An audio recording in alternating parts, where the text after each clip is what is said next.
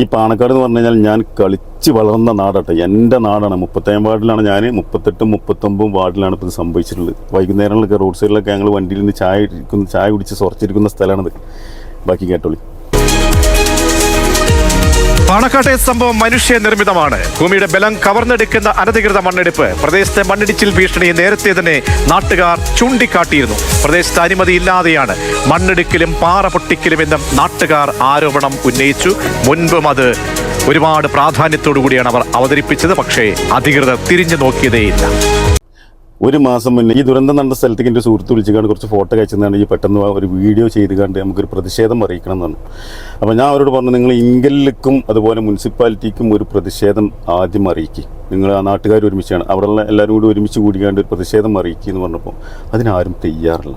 ഇന്ന് രാവിലെ മുതൽ ഞാൻ ഈ സംഭവം നടന്നു കൊടുത്തിട്ടുണ്ട്. അപ്പോൾ എന്നോട് പലരും പറഞ്ഞു വീഡിയോ ചെയ്യുന്നപ്പോൾ ഞാൻ നമുക്ക് എന്താ പറയുക, ഒരു നിരാശ.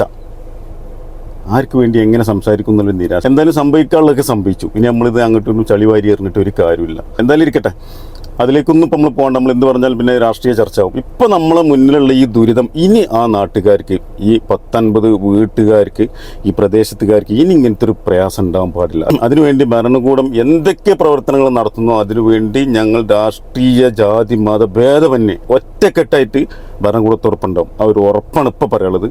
ബാക്കിയൊക്കെ നമുക്ക് കഴിഞ്ഞിട്ട് വരാം. ഞാൻ ഇപ്പോൾ ദുരിതാശ്വാസ ക്യാമ്പിൽ നിന്നാണ് വരുന്നത്. ഓക്കെ, മറ്റു ചർച്ചകളിലേക്കൊന്നും പോകണ്ട.